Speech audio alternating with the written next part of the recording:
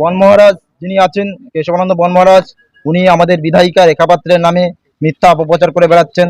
হিঙ্গলগঞ্জের বিধায়িকা রেখা পাত্রকে ঘিরে ওঠা অভিযোগের জেরে এবারে প্রকাশ্যে এলো পাল্টা প্রতিবাদ।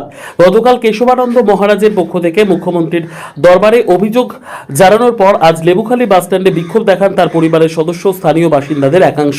কেশবানন্দ মহারাজের অভিযোগ, 2026 সালের বিধানসভা নির্বাচনের আগে হিঙ্গলগঞ্জের প্রার্থী রেখা পাত্র তার বাড়ি ভাড়া নিয়েছিলেন। তার দাবি 2 মাসের ভাড়া দেওয়া হলেও পরবর্তী সময়ের ভাড়া বকেয়া রয়েছে। এই অভিযোগের পরই পাল্টা পথে নামেন এলাকার একাংশের মানুষ। তাদের অভিযোগ, রেখা পাত্রের বিরুদ্ধে মিথ্যে অপবাদ দেওয়া হচ্ছে। সেই প্রতিবাদে কেশবানন্দ মহারাজের গ্রেপ্তারের দাবিতে বিক্ষোভ দেখানো হয়। বিক্ষোভ দেখাচ্ছি তার কারণ হলো, গতকাল সারাদিন দেখেছেন বা আজকেও আমরা সারাদিন দেখছি, ফেসবুক মাধ্যমে একটা ভাইরাল হয়েছে যে রেখা পাত্রের নামে জমি দখল এবং তার ভাড়া না দেওয়ার একটা অভিযোগ তার নামে করা হয়েছে। অভিযোগ করেছেন মহারাজ, কেশবানন্দ বন মহারাজ যিনি আছেন, উনি আমার নিজের দাদু হন, আমি ওনার নাতি, আমার নাম রাজেশ মণ্ডল। তো ওনার যে সমস্ত কার্যকলাপ, মানুষকে যেভাবে আমরা এখানে কোনো রাজনৈতিক দল থেকে আমরা আসিনি, আমরা গ্রামের বাসিন্দা, প্লাস আমরা মহারাজের ফ্যামিলির লোকজন। আমরা চাইছি যে মহারাজ আমাদের শুধু নয়, আমাদের গ্রামের নাম খারাপ করছেন। দীর্ঘদিন ধরে এখানে মধুচক্র দেহ ব্যবসার সাথে উনি লিপ্ত এবং গরিব মানুষকে ঠকিয়ে স্কুল বানানোর নাম করে, মঠ বানানোর নাম করে, আশ্রম বানানোর নাম করে, মিশন বানানোর নাম করে মানুষের কাছ থেকে জমি জায়গা হাফ মূল্যে নিয়ে নেয় বা কারোকে এখনো পর্যন্ত মূল্যই দেয়নি। আমরা আজকে এখানে জমায়েত হয়েছি এই কারণে যে মহারাজ কেন একজন বিধায়িকার নামে এইভাবে অপব্যবহার করছেন, কেশবানন্দ বন মহারাজ। এবার উনি কেন করছেন বা আমাদের ফ্যামিলির নাম কেন খারাপ করছেন, বা বিগত দিনে রাকেশ মণ্ডল, উনি আমার দাদা হতেন, ওনার কাছে কাজ করতেন, কর্মসূত্রে ওনার কাছে থাকতেন। ওনার কুকীর্তি, ওনার কালোবাজারি, ওনার সোনা ব্যবসা বা ওনার বিভিন্ন রকম, উনি নারী প্রিয়সী মানুষ একজন, মানে উনি নারী ছাড়া এক পা চলতে পারেন না, মদ ছাড়া এক পা চলতে পারেন না।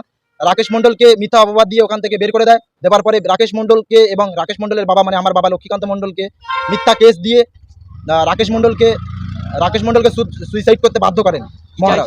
আমরা চাইছি অবিলম্বে মহারাজের শাস্তি হোক। ওনার এত টাকা, এত সম্পত্তি কোথা থেকে আসলো, কি জন্য আসলো, আমরা এই নিয়ে সিবিআই তদন্ত আমরা চাইছি সরকারের কাছে, ভারত সরকার এবং আমাদের পশ্চিমবঙ্গ সরকারের কাছে আমাদের অনুরোধ, যাতে আমাদের এই গরিব মানুষগুলো।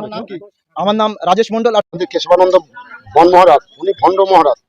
উনি যেভাবে আমাদের দিদিকে, অর্থাৎ বিধায়িকা রেখা পাত্রকে অপমানজনক সোশ্যাল মিডিয়ায় ছেড়েছে, তার প্রতিবাদে ওনার বিরুদ্ধে আমরা প্রতিবাদ করছি।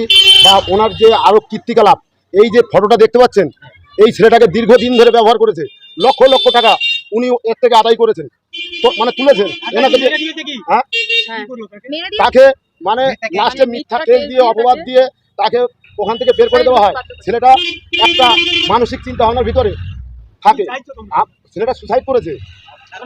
আমরা চাই এনার যথাযথ মানে সিবিআই তদন্ত হোক, ওনাকে অতি শীঘ্র গ্রেপ্তার করা হোক। উনি তৃণমূলের গ্রেপ্তার করতে বলে তাতে কোনো অসুবিধা নেই, তো যোগ্যতা থাকলে গ্রেপ্তার করুক না। আমি তো দুনিয়ার কারোর ভয়ও করি না, আর আমি অন্যায় করি না। আমার নামে অনেক রকম কথা হয়েছে, কথাটা বুঝতে পেরেছেন?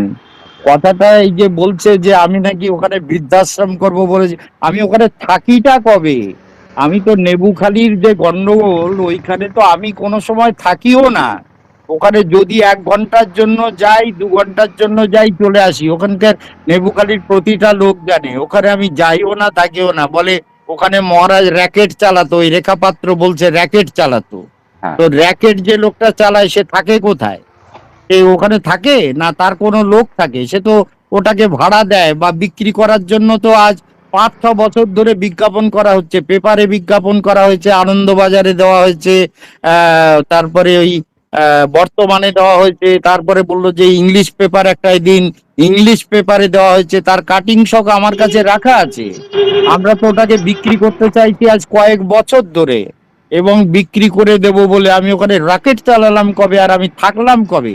আমি তো এখনো নেই, আগেও ছিলাম না। ওই রেখা পাত্রকে যখন ভাড়া দেওয়া হয়েছে তখনও আমি যাইনি, আমি গিয়ে আমার সেক্রেটারিকে পাঠিয়েছিলাম। আমিও তো আমার সঙ্গে রেখা পাত্রর সঙ্গে দেখা হলো কবে?